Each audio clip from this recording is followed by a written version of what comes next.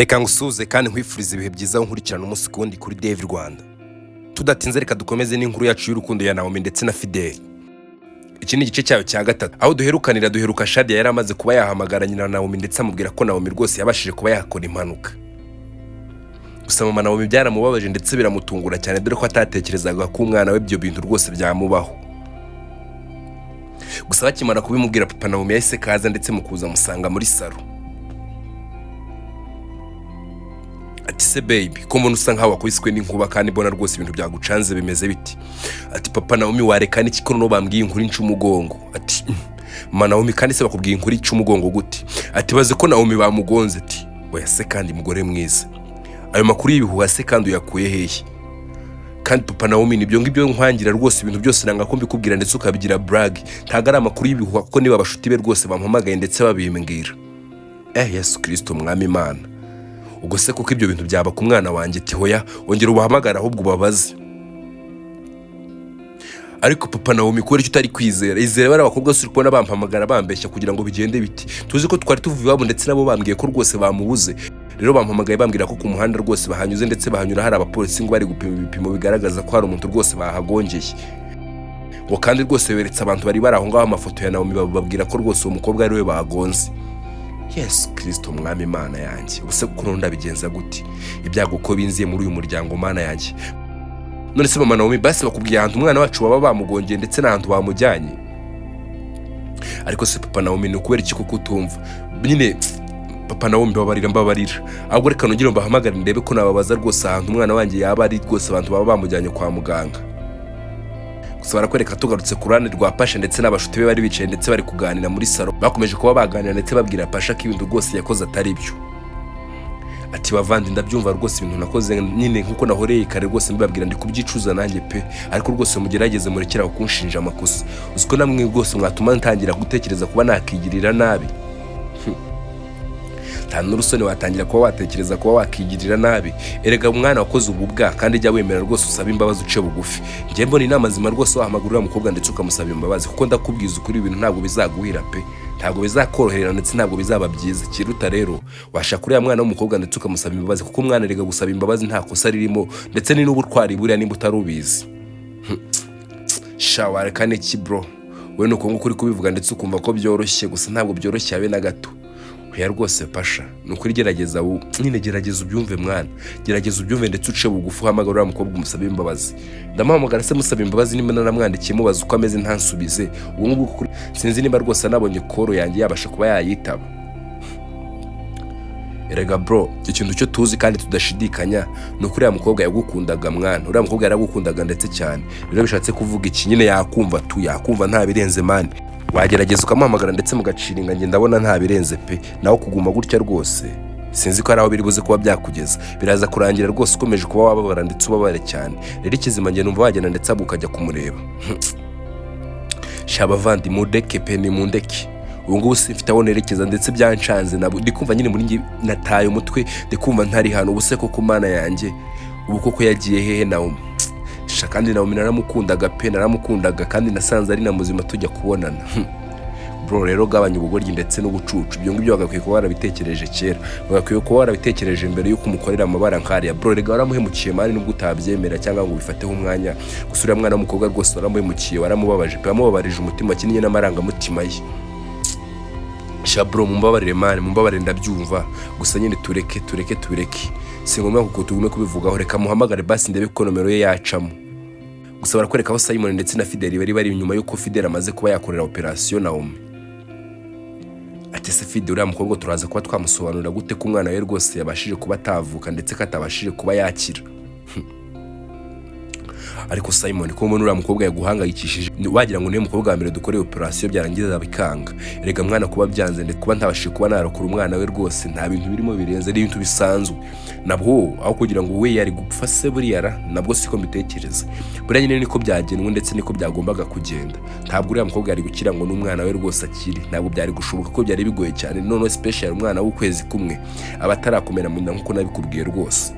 rero niyo mpamvu uriya mukobwa afite kuzabyumva ndetse akarkumva kumva ko ari ibintu bisanzwe pe, kandi nta n'impamvu kuba yaturakarira, ubwo se azaturakarira koko yitwaje iki? Njye ndumva rwose ni ibintu bisanzwe bro, ni ibintu bisanzwe rwose, ntabwo azirwa turakarira, ni ibintu nawe byakubaho nawe byamubaho, nyine agomba kubyakira ndetse akumva ko ari ibintu bisanzwe nta birenze tu.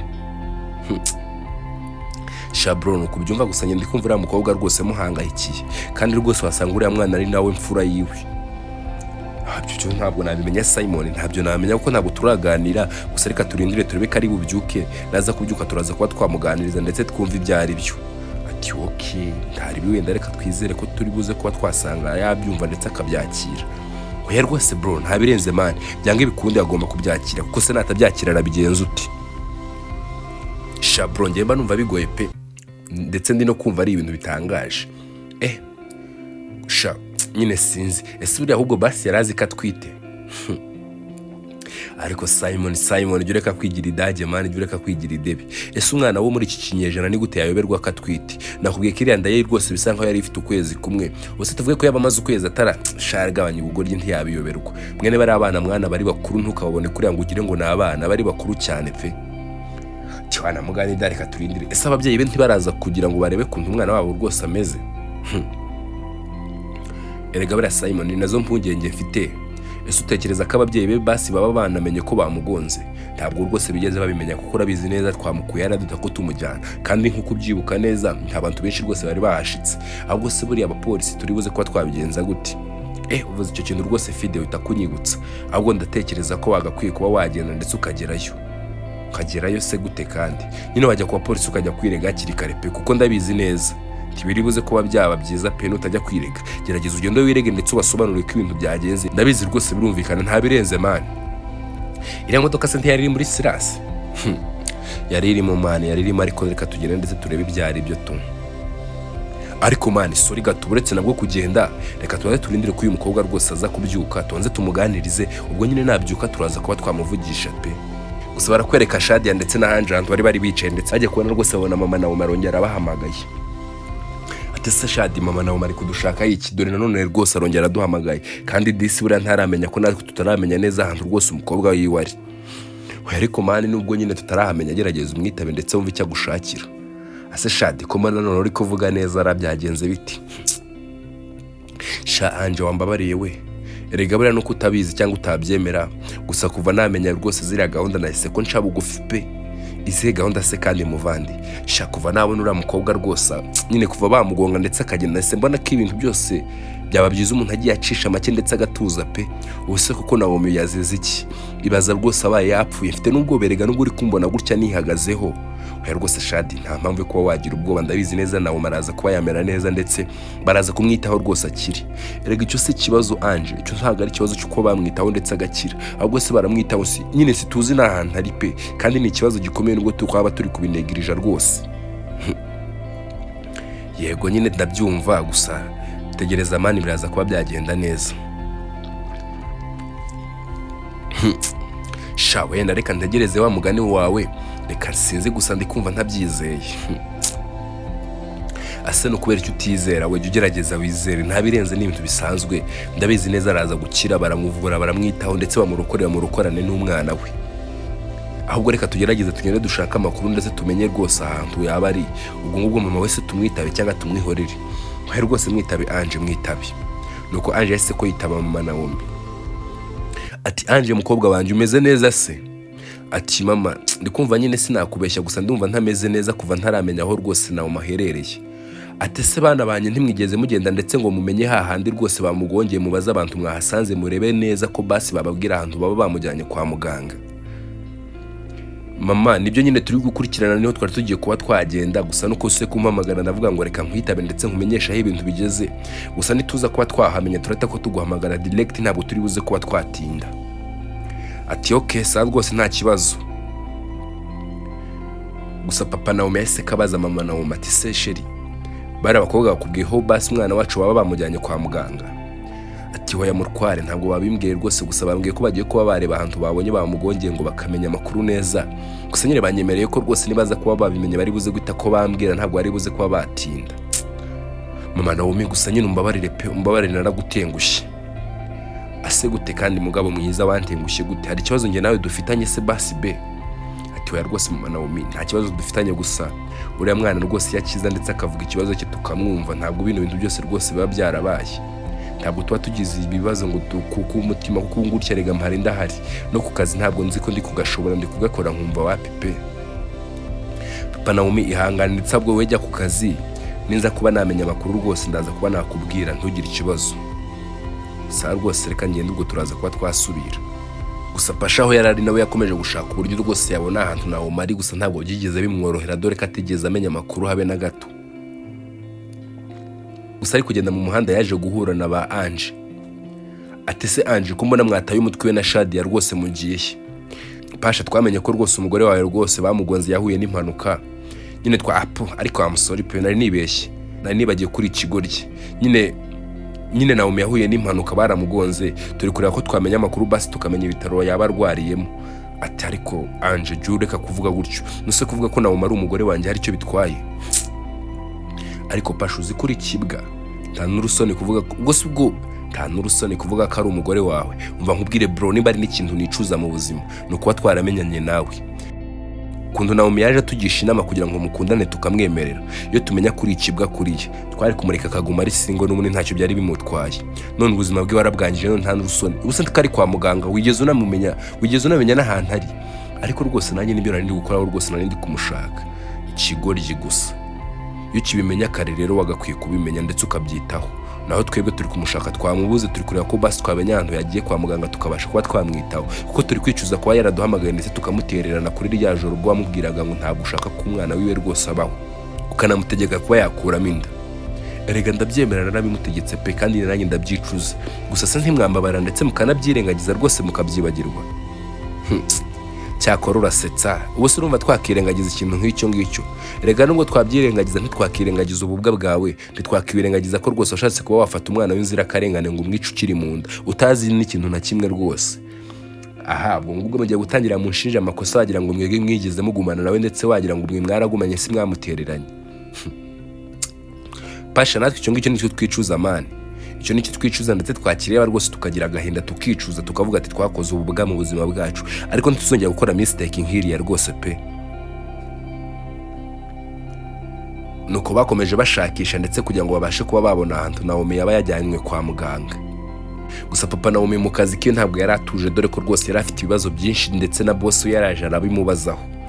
Ate se Carlos ko nawe rwose usa nkaho wihebye byagenze biti? Ati wareka n'iki se boss ko ibintu byancanze ndetse byandenze none nabuze aho ngana pe, byandenze ndi kwibaza ibintu byancanze, nyine ndi kumva mfite stress nyinshi muri njye. Atariko Carlos urabizi neza rwose hano mu kazi umuntu aba akeneye kugira ngo akore akazi ke neza, si ngombwa ngo rwose nushika mu kazi nyine gapfe nyine nurangiza agahinda kawukereke buri muntu wese. Yego rwose ndabyumva si ngombwa ko akazi gapfa, gusa nanjye nagerageje pe, kuva ejo rwose ndi kugerageza kuba nabyikuramo byananiye ndetse byandenze. Ati se byagenze gute kandi Carlos? Hari umwenda waba ufite muri banki rwose ukaba wagize ibibazo ndetse ukaba wabuze uburyo ubyishyura? Ati oya rwose boss, aba yari umwenda nababwira nyine ndetse mukabasha kuba mwanguza, kandi ndabizi ntabwo byabagora kuba mwanguza mukampa umwenda nkazabishyura nyuma. Ati nyine nanjye nicyo ndi kwibaza kuntu ufite ibibazo byakurenze bituma ndetse ukora akazi nabi, bimeze bitigerageza rwose unsobanurire ntabwo ndi kubyumva. Boss ntuzi ko mfite umwana w'umukobwa se witwa Naomi? Ati yo ya nyambo yawe rwose kakana kawe keza ka Naomi ndakibuka, ahubwo se ko daherutse kukazana kugira ngo kansuhuze Brenda nagaha akazi sikarangije amashuri yako? Ati yego rwose yarayarangije ndetse nta n'umwaka ushize arangije, gusa nyine yankoreye amabara ndetse yantengushye cyane pe. Ati se kandi byagenze biti? Yatangiye kwishora muri twa ducuse tw'abana b'urubyiruko ko nsigaye mbona rwose ibintu byabo byeze byo kwishora mu ngeso mbi zo kunywa amayoga ndetse n'ubusambanyi. Wareka n'iki se rwose boss, byiburiya kibari n'ibyo ngibyo pe. Wese byagenze gute? Yakwibye se? Hoya boss ntabwo yanyibye, ahubwo umwana wanjye nyine bamuteye inda. Ati Carlos ko Naomi narinzi neza ko yitonda ari umwana ufite discipline, ibyo bintu byaba byaravuye he koko? Mubyeyi nibyo bajya bavuga ngo nyine ngo amatako y'umubyeyi acumura yicaye, gusa nyine nta kundi nabigenza, nyine bamuteye inda aratwite, icyo none si nacyo kibazo. ahubwo se banampamagaye bambwira ko rwose bamugonze. Ati Carlos rahira katari we watumye umwana wawe rwose bamugonga, kuko ndi kubyumva ushobora bamushizeho pressure y'ababyeyi bana bababwira ibibazo byabo rwose bakantiba. Rahira Carlos, aho byagenze bite sobanurira neza, ntabwo ndi kubyumva rwose. Nyine boss urabona ejo hashize umwana yaraje nyine aza mu rugo, gusa nyemvuye ku kazi nasanze ari kuganira na mama we, numva nyine ari kubwira nyina ko rwose bamuteye inda. Nyine nyina ari kumusakuza ati no kubera iki mwana wanjye byakubayeho. Nyine nyina ari kumugaya cyane ati noneho nawe uje urangije wunga mu rya nyina se. Ati nyine naraje nanjye mukuza rwose urumva nahise ngira umujinya n'uburakari ndetse no kubikemura birananira, aho kugira ngo nihagarareho nk'umugabo nyine ndamushwishikuriza ndetse namubwira ko yayikuramo. Ati Carlos uwo ni wowe nzi cyangwa n'uwundi bampinduriye? Wewe watekereza ko wabwira umwana wawe ngo akuremo inda? Nyine boss nibyo ndi kwicuza ndetse na n'ubu ndi gutekereza nkabasha kwigaya nkavuga ati kubera iki nakoze ubugoryi nkaburiye. Ati Carlos rwose urantengushye pe, nagufataga nk'umugabo w'intangarugero muri iyi kampani yanjye, none rwose nawe nibyo ngibyo wakoze kugira umwana wawe gukuramo inda? Umwana wese we yarakwemereye ra? Ati oya rwose boss ntabwo yigeze anyemera, ahubwo yarashwishikuriza arambwira ati umwana wanjye ntabwo namukuraho. Ati wow kabisa Naomi ntabwo namushidikanyijeho pe, nta nubwo namwibeshyeho, kuko namutekerezaga ni ko ari uriya mwana ari so kind, umwana w'ikinyabupfura ndetse w'umuco. Ikigaragara cyo ninda nimba baraye nayimuteye rwose ntabwo yigeze abigiramo uruhare ndetse ntabwo yari ingeso ye n'ibintu byamugwiririye. Ati nyine boss namubwiye kuyikuramo aranga neza, nyine arambwira ngo agomba kuyirera, anasaba imbabazi kugira ngo agume mu rugo, ariko ndamushwishikuriza ndetse ndamwirukana.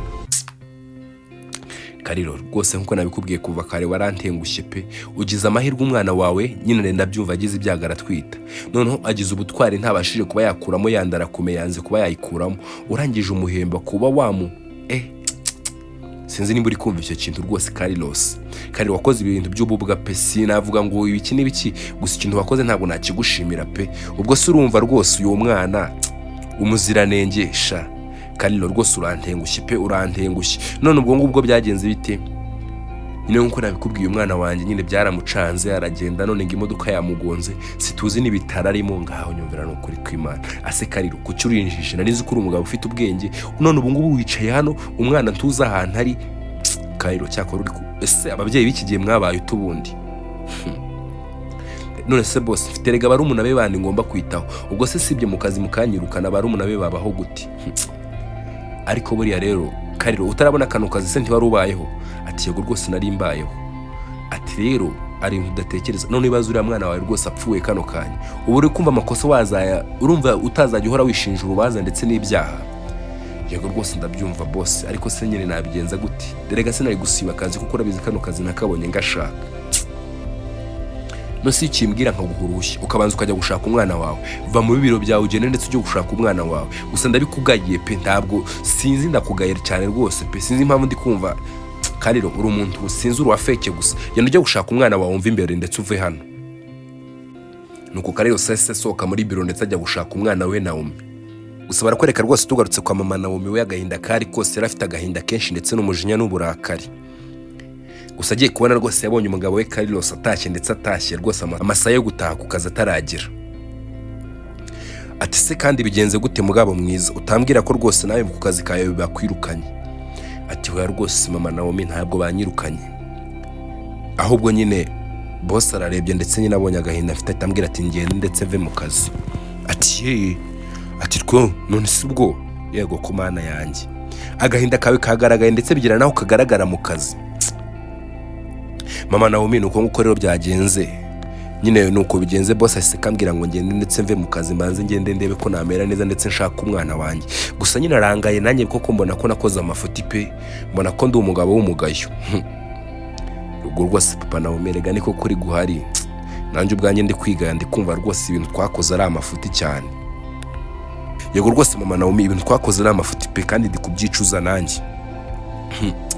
Yewe nta kundi nyine mugabo mwiza, ariko se koko bizagenda bite amaherezo y'ibi bintu bizabibihe? Ko yareka tugende ndetse tujye gushaka, no se basi babana bigeza kuvugisha? Ati ntabwo baramvugisha rwose, ahubwo reka nze mbahamagare ndetse mbabaze rwose kuntu bimeze. Ariko mbere yuko mbahamagara papa Naomi reka maze nkubaze, boss wawe se wabonye byamubabaje cyane? mama Naomi nabera nyine nibwo bwa mbere nsebeye imbere y'umugabo mugenzi wanjye pe, ndetse umugabo akambwira ntukagira ngo sindi umugabo nkawe, arantutse ndetse aranyandagaza nyine anyereka ko ndi umugabo mbwa, sinabara nyine sinatinya kubivuga pe, ndasebye kandi rwose ibintu byose yavugaga kwari ukuri. Ati papa Naomi hangane rwose nta kundi, gusa uko byagenda kose ujye wibuka ko ndi umugore wawe kandi ugukunda ntabwo nagutererana, ahubwo reka duhamagare bari abana, kandi rwose nibwo yavuze ngo uri umugabo mbwa si kumeze pe, biriya ni ibintu byaba ku mugabo wese, nta mpamvu rero byo kuba byakubabaza ndetse ngo bitume utekereza kuri, ahubwo reka duhamagare bari abana b'abakobwa tubabaze nyine kuntu ibintu bimeze, sibyo mukunzi?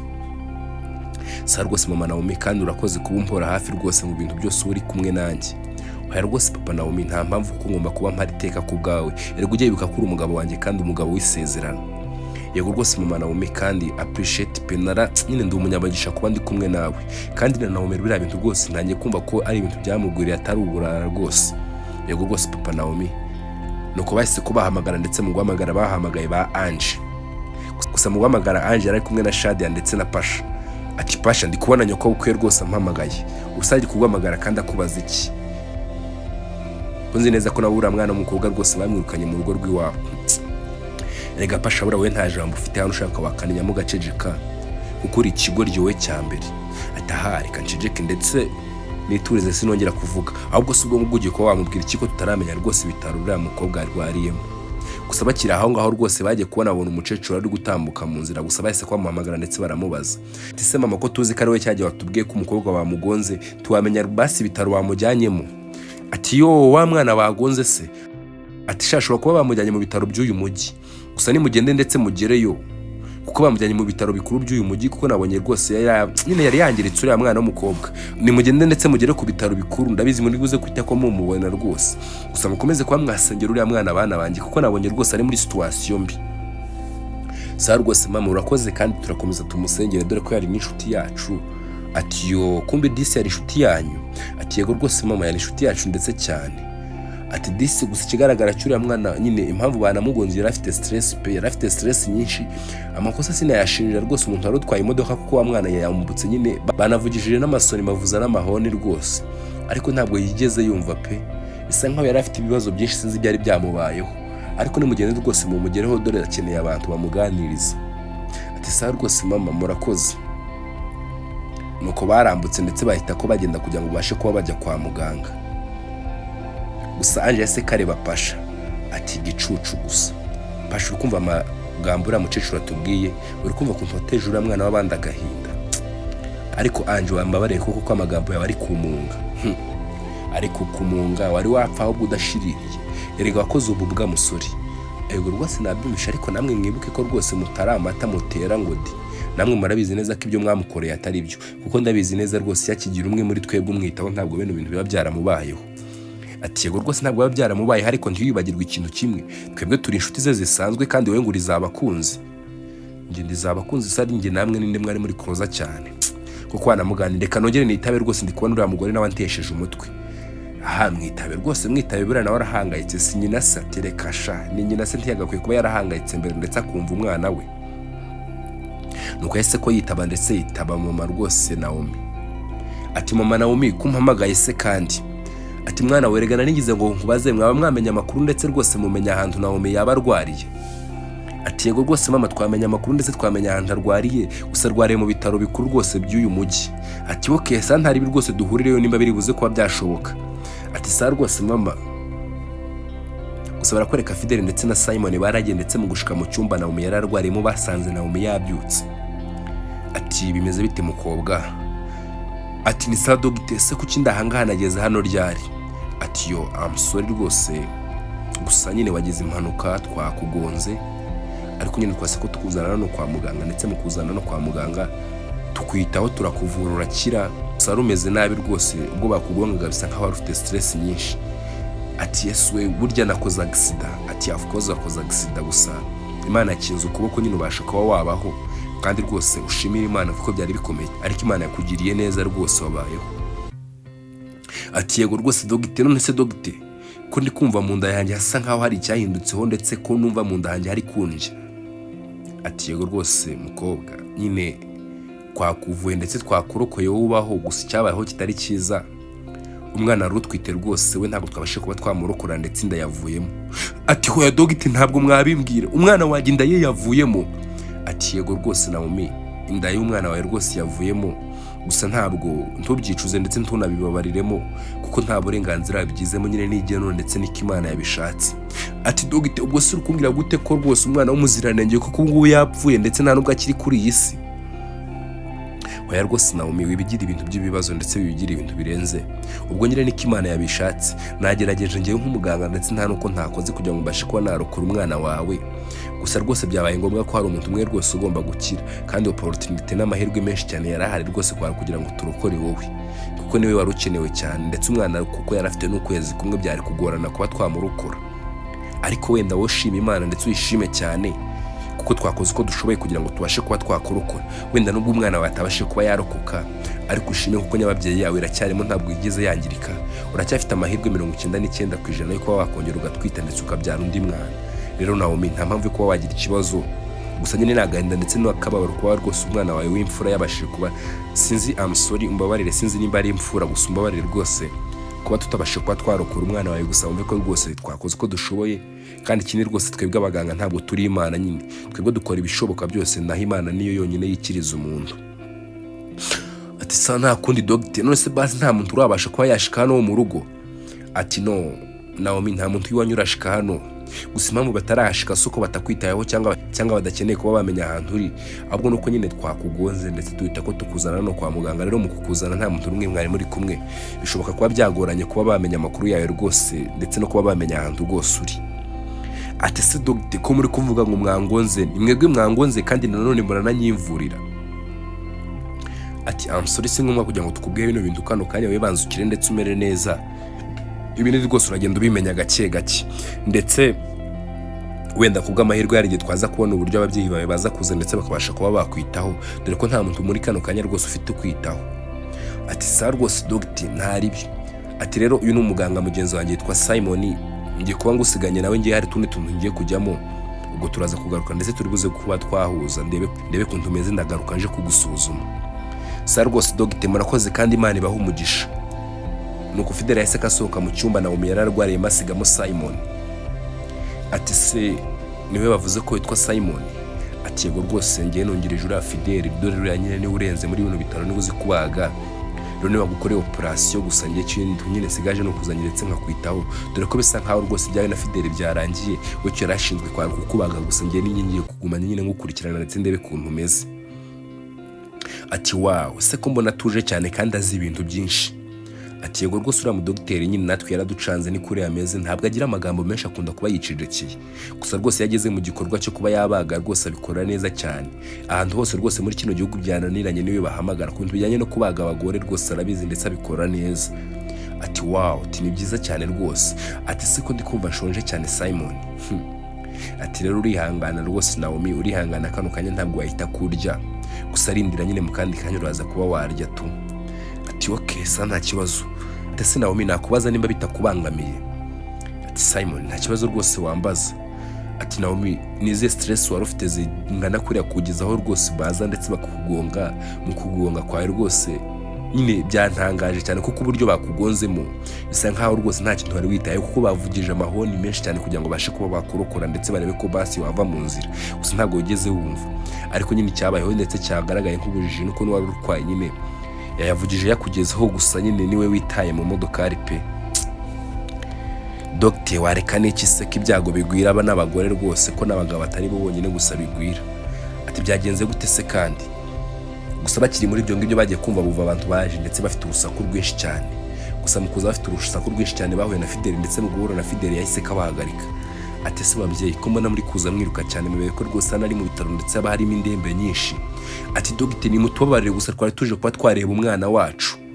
Ati ariko kuba mwaza kureba umwana wanyu ntabwo bisobanuye ko rwose mwabasha kuba muza ndetse mukaza musakuza. Ese mwaba muzi ko basi bino bintu rwose babihanira muri ibi bitaro? Ati yego rwose dogite birashoboka ko baba babihanira, gusa turakwinginze tubabarire ndetse twumve, dukeneye kuba rwose twareba umwana wacu. Ati ati umwana wanyu se kandi ninde ko hano harwariye abantu benshi? Ati rwose hano hari umwana wacu witwa Naomi ndetse yagize impanuka, twari tuje kureba ko basi twabasha kuba twamwitaho.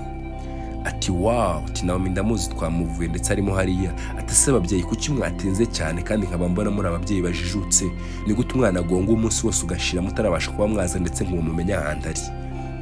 Ati rwose dogite mutubare ndetse mutwihanganire, gusa mwumve ko rwose ntako tutagize ndetse twakoze uko dushoboye, kandi rwose muri kano kanya natwe kuba tuje ndetse tugasanga nyine dufite n'ipfunwe ndetse n'ikimwaro kuba twatinze kuba twaza kureba umwana wacu, gusa twakoze uko dushoboye ndetse twabajije abantu bose, twari tuzi ahantu rwose umwana wacu yagiye. None se babyeyi ibyo bintu umuntu bari ubyumvikana koko kuba mutamenya rwose ahantu umwana wanyu yagiye kandi ari mwe mumurera, ntimubana se ntimubana mu nzu imwe? Yego rwose dogite tubana mu nzu imwe, ariko nyine yumva ko ntari igitangaza twari tuzi ahantu rwose umwana wacu yagiye. Babyeyi ko numva ibyo bintu rwose bikabije, rwose dogite birakabije, gusa byaba byiza rwose mutweretse ahantu aherereye. Ati okay, nimugende rwose ari muri room 5 mwakira cyumba cya 5 ni harwari, gusa mugerageze rwose mugabanye urusaku rwanyu. Ati sa rwose dogite murakoze. Gusa papa Naomi ndetse na mama Naomi bari kugenda birukanka dore ko aribo bari imbere. Gusa mu kugenda ndetse birukanka bahise ko bagenda ndetse bashikira mu cyumba barakomanga, ariko Fidere wari kugenda ndetse ari kugenda yiruka kugira ngo abashe kujya kwirega ku bapolisi dore ko atari yabashije kuba yakirega bitewe no ko yagombaga kubanza agakurikirana na Naomi se kahora na ba Ange bari kuza ndetse baza kureba nabo Naomi. Ati dogite sorry gato twihanganira ndetse tukubashe kuba twakubaza. Ati okay, nta kibazo rwose mwambaza ntacyo bitwaye. Hari umurwayi waburwariye hano witwa Naomi baraye bazanye ndetse yagonzwe. Ati sorry gato wo baraye bazanye hano yagonzwe se ninde? Nta mukobwa rwose bazanye hano yagonzwe nijoro, abo dufite bose babagonze ejo ku manywa. Ati nyine dogite yitwa Naomi, ni umukobwa muto w'amagara mato gusa uciye mu isura. Ati mwari mukoze kundangira ndetse kugira ngo mbashe kuba namenya uwo murwayi wanyu, gusa rwose hano tuba dufite akazi kenshi rwose ntabwo dukurikirana amasura y'abantu barwaye, ahubwo mumbwire byagenze bite kugira ngo mbashe kuba nabarangira. Nyine n'umukobwa bamugonze ndetse bamugonga rwose yari afite stress, sinzi uburyo nabisobanura dogite, gusa icyo tuzi cyo nuko bamugonze ndetse batubwiye ko rwose arwariye muri ibi bitaro. Ati yes, nta kibazo rwose, rero mugende mujye mu cyumba cya 5 ni harwariye, gusa mbonye hari abandi babyeyi nohereje we babiri sinzi nimba ari ababyeyi biwe. Ati yego rwose n'ababyeyi bi. Ati yes, aho rwose mugende ndetse gusa ntimujyane n'urusaku rwinshi rwose kuko ni umurwayi kandi akeneye kuba yacegeka ndetse agatuza. Rero muri kumva nimukomeza kuba mwasakuza rwose birakomeza bimwafekte kandi rwose akeneye kuba yamera neza. Sa rwose dogite ntugire ikibazo ntabwo turi buze kuba twasakuza. Nuko bahise ko birukanka nabo baragenda. Gusa Fidere yagiye ndetse yibaza rwose byamucanze ati se koko mana yanjye abantu bose bangana kuri rwose batabasha kuba bakita ku mwana wawe ndetse bamenye ko bamugonze. Cyakora ababyeyi b'ikigero rwose baratangaje. Gusa mama Naomi ndetse na papa Naomi bahise kubafungura urugi ndetse bafungura binjira, gusa mu kwinjira bahise kubakubitwa n'inkuba dore ko basanze umwana wabo rwose ari mu maserumu menshi. Ati Naomi, ati se nkamwe muje hano rwose muri kumbaza iki muri kunkene? Nta n'urusoni ngo Naomi. Igice cyacu cya 3 nahanga kirangiriye ku nkuru yacu y'urukundo ya Fidere ndetse na Naomi. Kwibutsa gukora subscribe kugira ngo ujye ubasha kunkurikirana umunsi ku wundi ndetse ukurikirane n'utundi duce tunyura kuri YouTube channel ya Davy Rwanda. Ndabakunda cyane, Imana ibarinde.